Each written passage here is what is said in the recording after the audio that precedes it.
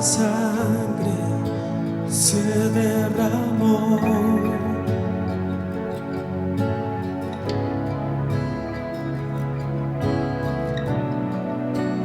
Preciosa sangre fluyó por amor.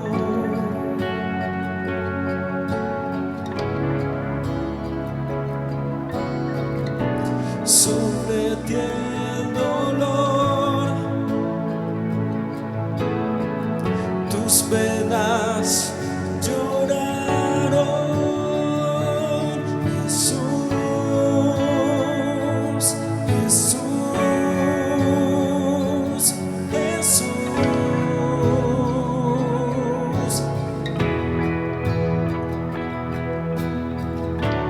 Hay poder en la sangre que fluyó por amor.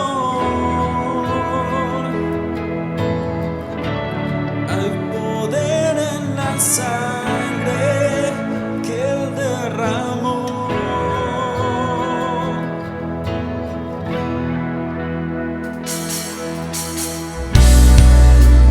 Preciosa sangre que me purificó. Gracias, Señor.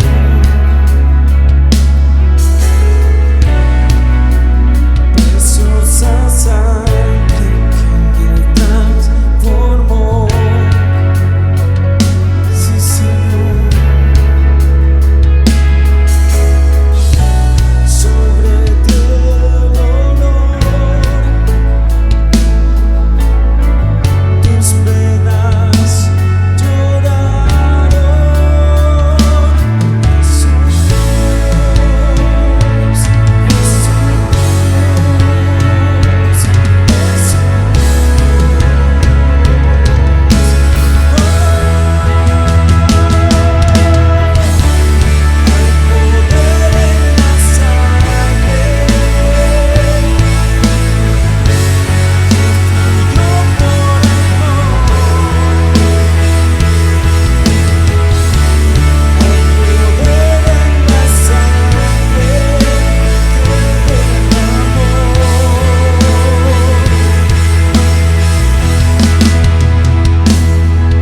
tu sangre me transformó, tu sangre me perdonó, tu sangre me limpió, tu sangre me sanó, tu sangre me salvó, tu sangre me transformó, tu sangre me perdonó, tu sangre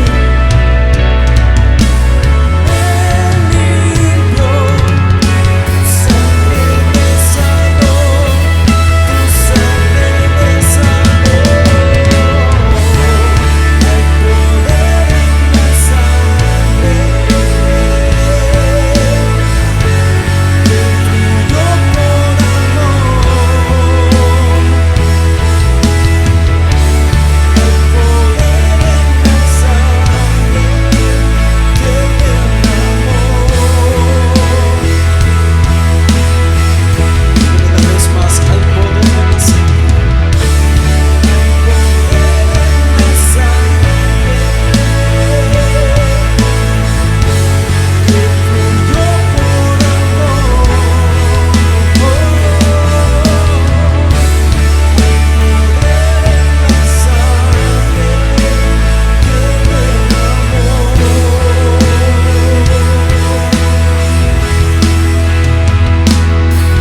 Gracias,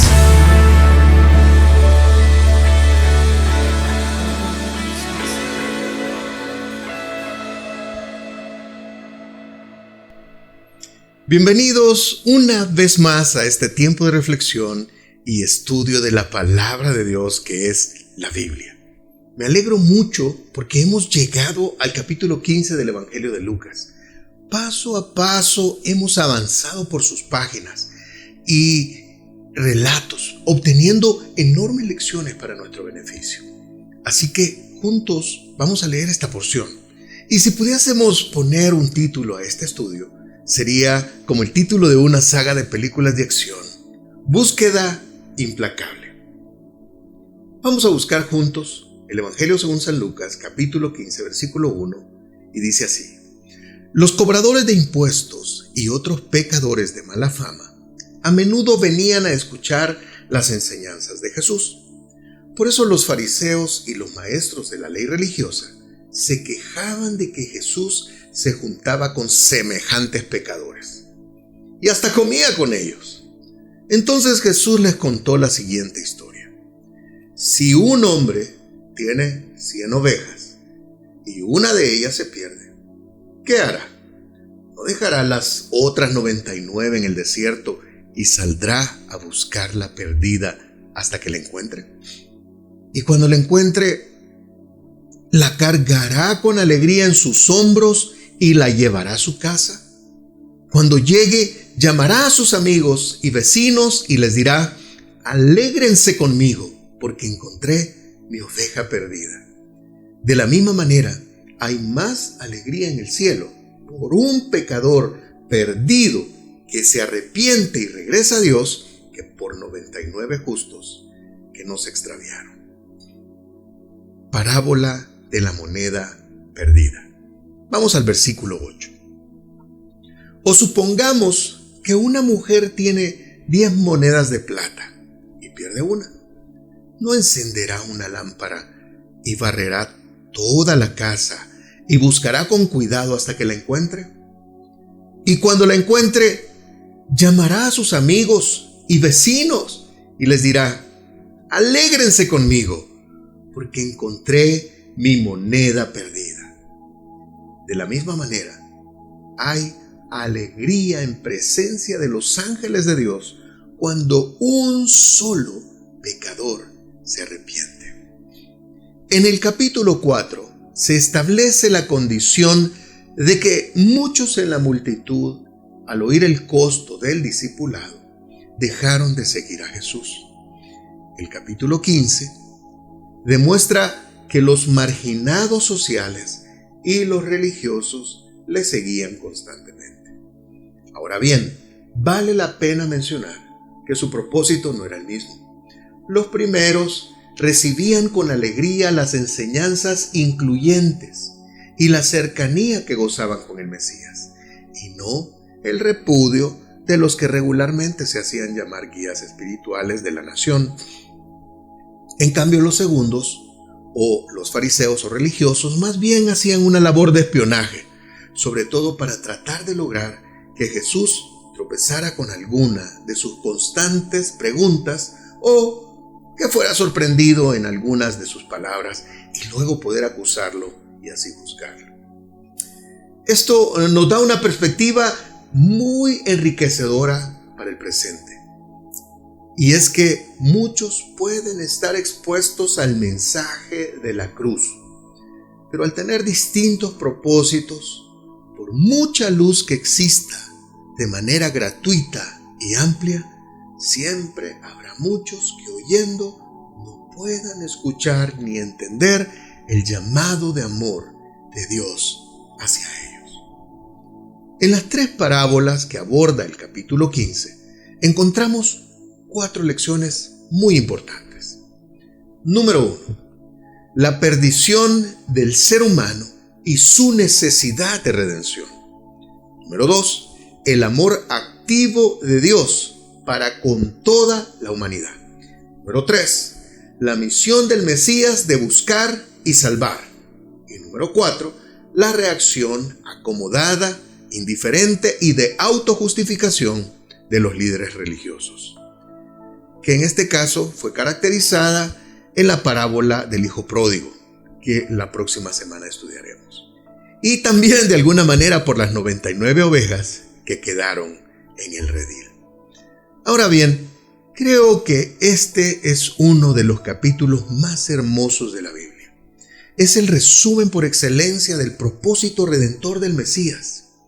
Y es hecho de parábolas habladas como respuesta a la acusación hecha por los fariseos y los maestros de la ley religiosa, que se quejaban de que Jesús se juntaba con semejantes pecadores y es más, comía con ellos. Según el versículo del 2, esto también da pie a mostrar la manera en que los fariseos dividían a los hombres en dos clases: los pecadores, los inmundos y los justos. Y realmente no querían tener nada que ver con los inmundos. Por supuesto, muchos de los seguidores de Jesús hacen lo mismo hoy en día. Los rabís judíos estaban tan renuentes en asociarse con los inmundos que hasta se negaron a enseñarles la palabra de Dios. La primera parábola también se encuentra en Mateo. La segunda se halla únicamente en el Evangelio de Lucas. El texto nos expone a los métodos más comunes de Jesús en su enseñanza, el cual es el uso de las parábolas. Lucas la sitúa en esta etapa del ministerio de Jesús a fin de ilustrar una dimensión central de su ministerio: su hábito de comer, fraternizar y estar cerca con pecadores, gente de dudosa reputación social y con indiferencia religiosa, el cual era un escándalo para la mentalidad moral de aquella época, representado por los fariseos y los escribas. Las parábolas ilustran así no solo la conducta y misión de Jesús, sino un aspecto central de una concepción aparentemente novedosa: que Dios se acerca de forma preferencial a los pecadores, a los marginados. Para Dios nadie carece de valor, especialmente cuando lo comparamos con la escala de valores que la sociedad en sus usos y costumbres establecen como aceptado. Hay dos temas centrales en este conjunto de parábolas. Número 1, lo que estaba perdido es hallado. Número 2, el gozo que produce el reencuentro. La primera parábola hace un uso explícito de una figura de lenguaje llamada hipérbole, que es la exageración respecto a un hecho corriente que realza en un sentido teológico y desafía la conducta ordinaria.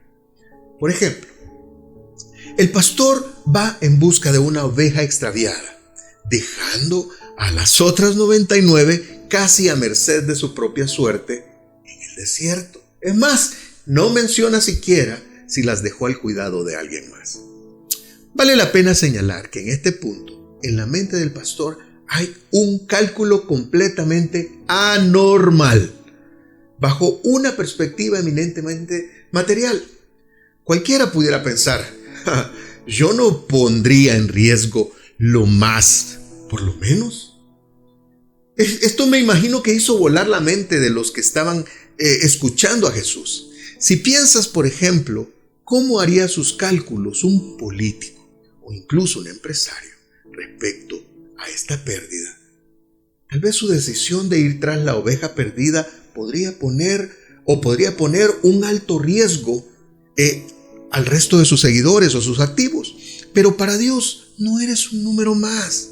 Y Él quería hacer énfasis en que cualquier esfuerzo era totalmente aceptable con tal de no permitir que una tan sola oveja de su rebaño se perdiera. Así se subraya tanto la actitud del pastor, que no hace un cálculo normal de costos y beneficios comparado con la importancia de lo que está buscando. Ahora, cuando él encuentra a la oveja, el pastor está feliz, no está enojado. Y por favor, note el énfasis de las palabras con alegría. Cuando Jesús nos carga, lo hace con alegría. Esto no con rencor, sino feliz. Además, la pone sobre sus hombros. Cuando Jesús nos encontró, estoy seguro que también tuvo que cargarnos, mostrándonos nuestra propia incapacidad de enmendar nuestras faltas y extravíos por nosotros mismos o en nuestras propias fuerzas y recursos.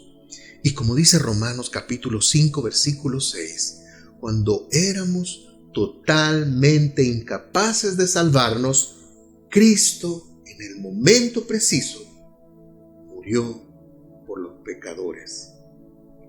¿Quiénes éramos nosotros?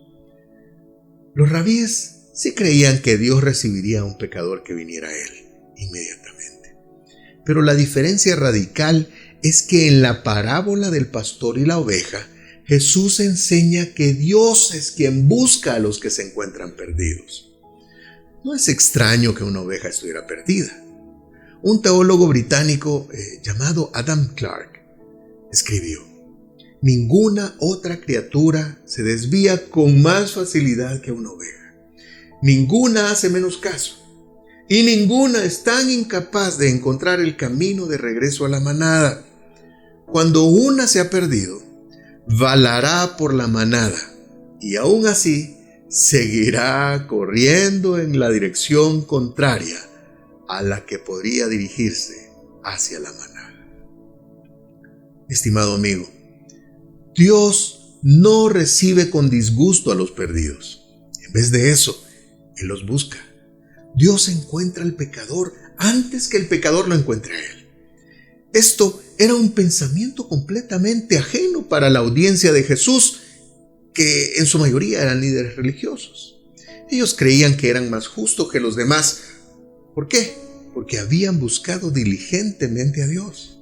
Y los otros, pues no. Y esto muestra el origen de su desprecio hacia aquellos que consideraban pecadores.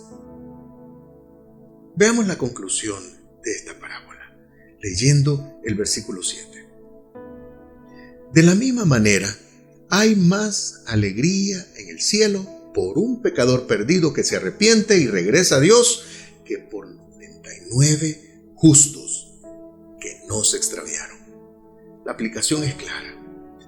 Hay gozo en el cielo cuando los perdidos son encontrados. Y viene el arrepentimiento. Aunque quizás no haya gozo entre aquellos llamados religiosos. Quiero decirte que sí hay gozo en el cielo. Esto demuestra el corazón de Dios y su necesidad prioritaria de salvar a la gente. En las 3 parábolas de este capítulo, el propósito del Evangelio se revela claramente y es la restauración de la imagen de Dios en la humanidad y la restauración de la comunión con los seres humanos. La ironía de esto es que quienes reconocían su necesidad espiritual rápidamente venían a Jesús. Pero la élite religiosa no sintió ninguna necesidad de acercarse a Él. Jesús come, tiene comunión y perdona a aquellos que vienen a Él con fe y arrepentimiento. Vamos ahora a reflexionar acerca de la segunda parábola, la del dracma perdido. El dracma es la denominación de la moneda utilizada en versiones como la Reina Valera y era una moneda de plata de uso corriente en los territorios romanos y su valor era equivalente al de un denario y correspondía al salario de un día de trabajo. Repite nuevamente los 2 temas de lo perdido, que es intensamente y cuidadosamente buscado, así como también el gozo producido por el hallazgo y el reencuentro. Vamos a Lucas capítulo 15 versículo 8. Dice de la siguiente manera: o supongamos que una mujer tiene 10 monedas de plata y pierde una. ¿No encenderá una lámpara y barrerá toda la casa y buscará con cuidado hasta que la encuentre? Versículo 9. Y cuando la encuentre, llamará a sus amigos y vecinos y les dirá: alégrense conmigo, porque encontré mi moneda perdida. De la misma manera, hay alegría en presencia de los ángeles de Dios cuando un solo pecador se arrepiente. Si al pastor le importaba una de entre 100, tiene más sentido que a la mujer le importara una de entre 10. Ella jamás descarta la moneda como perdida y deja de preocuparse por ella. ni tampoco busca su reemplazo o reposición. Busca la que era suya. Posiblemente esta moneda representaba una que era puesta junto a otras 10 en una cadena de plata que adornaban su cabeza. Era algo muy precioso para ella y le hacía sentirse quizás su ausencia. Dice la Biblia que enciende la lámpara y barre la casa y la busca hasta encontrarla, igual que la oveja, que sería difícil de encontrar. Así también una moneda tan pequeña sería difícil de encontrar en un piso de tierra. Esto realmente contesta la pregunta hecha por los religiosos. ¿Por qué se relaciona Jesús con los pecadores? La respuesta es porque Dios naturalmente quiere recobrar lo que es suyo y que está perdido, al igual que nosotros. Dios apela a nuestro sentido de posesión sobre un bien valioso para nosotros y busca que el oyente se identifique con el protagonista de la historia. Piénselo bien. Fácilmente, algunos de nosotros podríamos perder o sacrificar un día de trabajo buscando un celular extraviado. Hay alegría delante de los ángeles de Dios por un pecador que se arrepiente. Dios y los ángeles se alegran cuando se encuentran uno que estaba perdido. Con frecuencia no pensamos de Dios como alegrándose. Más bien a veces podríamos tener una imagen, bastante revanchista de Dios. Como quien diría, ahora que ya tengo a este que se había perdido, va a pagar todas las que me debe. Pero no, este pasaje nos dice que no tiene una actitud ni vengativa ni rencorosa, pero sí una actitud de regocijo. ¿En cuáles circunstancias? Aparentemente no creeríamos. Jehová, dice la palabra, está en medio de ti, poderoso, Él te salvará. Se gozará sobre ti con alegría, callará de amor, se regocijará sobre ti con cánticos, según Sofonías capítulo 3, versículo 17. Las personas religiosas de los días de Jesús creían que eran diferentes y aún tenían un dicho: habrá gozo en el cielo por un pecador que es destruido por Dios. En nuestro celo por hablar contra el pecado de nuestra cultura, piénsalo bien, daríamos la misma impresión de que nos alegraríamos más bien por el castigo que por el perdón. Precisamente un rasgo característico que aparece en el Evangelio de Lucas, sobre todo en las parábolas, es la noción de alegría y regocijo.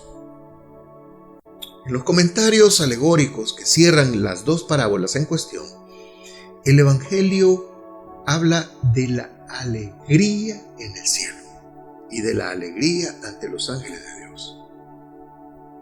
Hablamos aquí entonces de la alegría del mismísimo Dios. Es importante recalcar que al acercarnos a una parábola, debemos dejar siempre lugar para la intención primaria de la misma.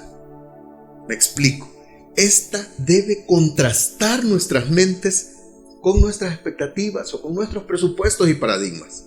Solo así, desde esa posición de humildad, llegamos verdaderamente a participar como oyentes de la trama.